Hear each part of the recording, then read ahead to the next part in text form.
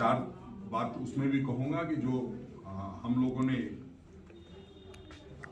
अपने वचन पत्र में वायदा किया था उस पर बहुत हद तक आगे बढ़े। कोरोना के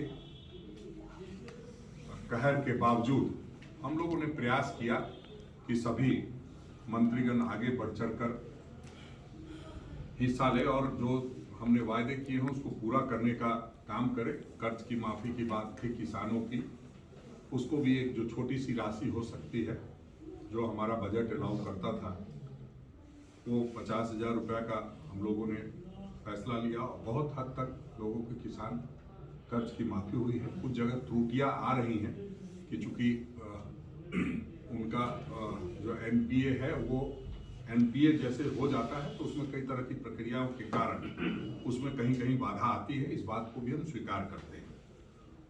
मनरेगा में जो हम लोगों ने कहा था तो मनरेगा में भी 27 रुपया जो है अलग से राज्य सरकार ने दर, चूँकि वो हमारे जो ग्रामीण विकास मंत्री हैं आदरणीय आलमगीर आलम साहब जो उनके ये विधायक दल के नेता उनके उन्होंने लगातार प्रयास किया और ये भी हुआ।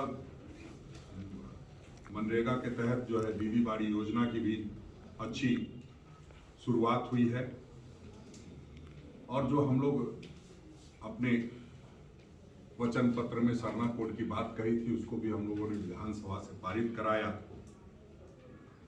मॉब लिंचिंग की जो कानून था, कानून को भी प्रस्ताव को पारित किया गया। जो हमारी कांग्रेस की सरकार ने ओल्ड पेंशन स्कीम दिया था जिसे भारतीय जनता पार्टी की सरकार ने बंद कर दिया था पूरे देश में, उसको भी हम लोगों ने शुरुआत की है।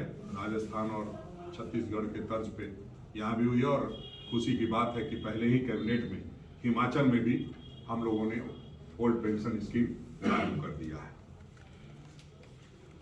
दुर्भाग्य इस बात का है कि हमारे ही लोग जो इस राज्य में रहते हैं, किसी न किसी दल से ताल्लुकात रखते हैं, वो जा करके जब यहाँ के लोगों का भला होना होता है तो ऐसे समय में इसको हाईकोर्ट में जाके उलझा देना, ये चीजें होती हैं।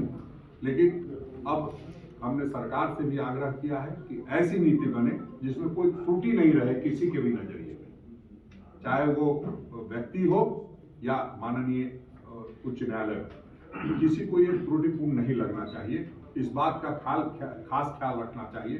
कहीं न कहीं कई बार ऐसा लगता है कि अधिकारियों के शिथिलता की वजह से, अधिकारियों के नहीं ध्यान देने की वजह से इस तरह की बातें सामने आती है जो ठीक नहीं है। हम समझते हैं कि कोई रोजगार देने की बात है तो उसको रोजगार त्वरित गति से देनी चाहिए और उसके लिए जितना जल्द से जल्द हो सके उसको नियमावली फिर से एक बार पुनर्विचार करते हुए बना करके लोगों को देना चाहिए।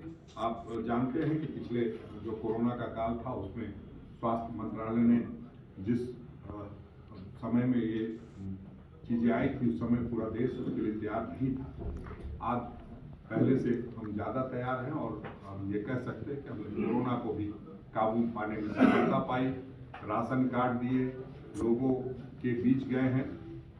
लेकिन आप कई मित्र सवाल कर रहे थे कि आप क्या सरकार की सारी बातों से संतुष्ट हैं, तो हमारा ये मानना है कि जो संतुष्ट हो जाता है इसका मतलब विकास रुक जाएगा। इसलिए हम कभी भी ये नहीं कर सकते कि सारी बातें हमने संतोषजनक कर दी हैं।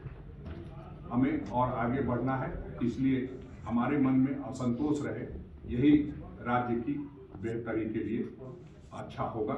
और इस मामले में हम ये कहते हैं कि अभी बहुत कुछ करना है, बहुत सारी चीजें बाकी है, उस पर हम लोग लगातार सरकार का ध्यान आकृष्ट करा रहे हैं और पूरी मजबूती के साथ आकृष्ट कराने का काम कर रहे हैं।